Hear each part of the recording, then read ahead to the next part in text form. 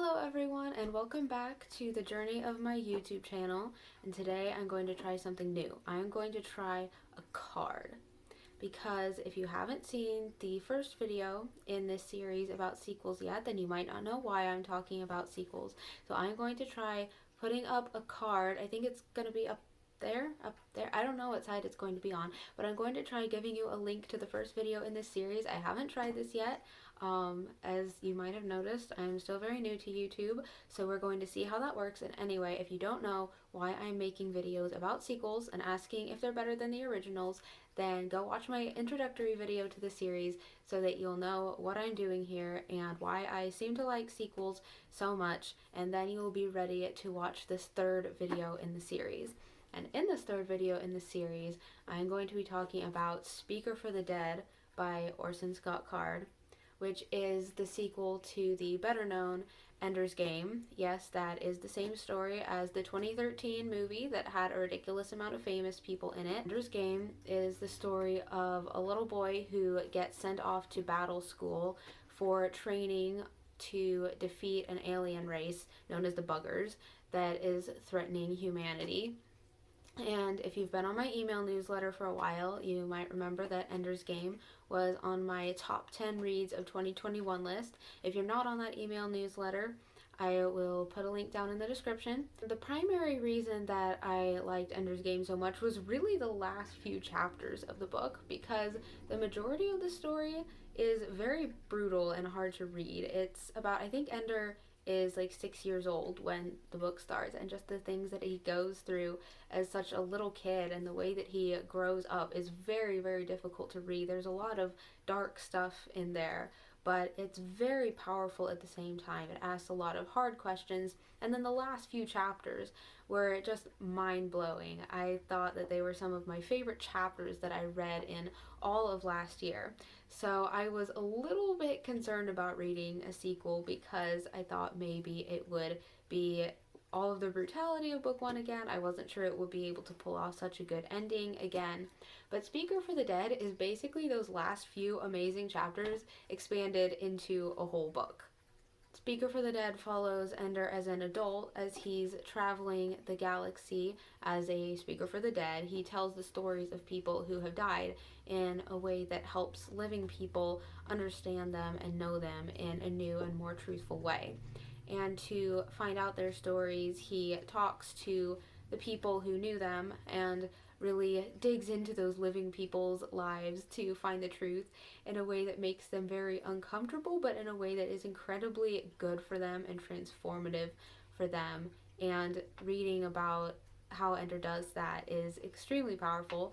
It's kind of unsettling for me to read because with my business, Life Story Book Services, I interview older people to find out their life stories and turn those into books so that they can pass them down to future generations. And it's a little bit awkwardly similar to what Ender does. I mean, there are big differences too, but a few times I was kind of like, oh, I know how that is a little bit, but I do not travel across the galaxy. But anyway, I just found it amazing to watch Ender transform these people's lives just by being willing to ask good questions, by being willing to tell the truth, and really get into their lives and know them where they were, even though they were very broken people, even though they'd been through a lot of hard things. He is not afraid to get his hands dirty in that and to change them. And he changes almost everybody for the better. It was very impressive how many new characters this book introduced that weren't even alive in the timeline of Ender's Game, that still felt just as engaging as the characters from the first book. In fact, I find a lot of these characters even stronger and more memorable. And they are just all so layered, like every single one of them. Even characters who seem like they're going to be pretty simple at the beginning. Even characters that I feel like, oh, okay, I know this character's role because I've seen them a few times. And then there are more layers to them than I thought were there, and you should just never think that you know all of anybody's secrets in the Enderverse books, even Ender himself. There's just always going to be more to these people than you could ever really know about them, and that's kind of the point, and that's just very, very cool.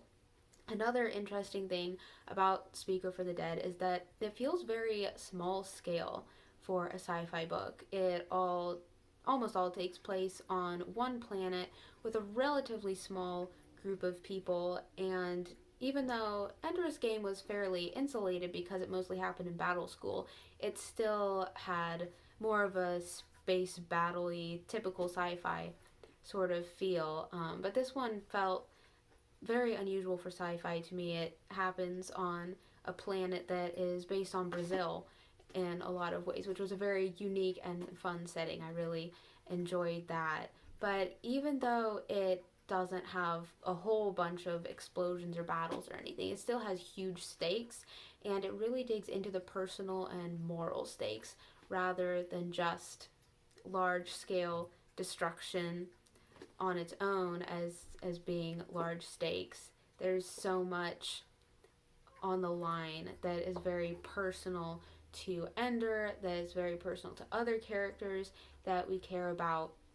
And I found that very impressive. I think sci fi and fantasy can get a reputation for being so plot focused.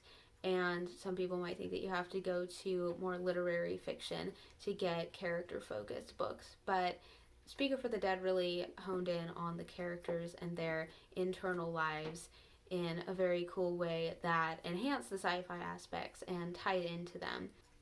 There is a very cool alien race in this book, which brings a lot of the more classic sci fi elements where we get to explore this alien landscape and alien species, but even that stays very personal and very tied in with the story's emotional core, as well as just the fact that it's sci fi and it's fun to explore worlds and meet aliens. And this alien race that I won't say too much about because it gets very spoilery, but they end up making some really, really interesting comments on life and death and rebirth and morality and what it means to be sentient and just all kinds of things. I definitely don't agree with every viewpoint expressed in the entire book, but it still manages to communicate a lot of truth in some really powerful ways.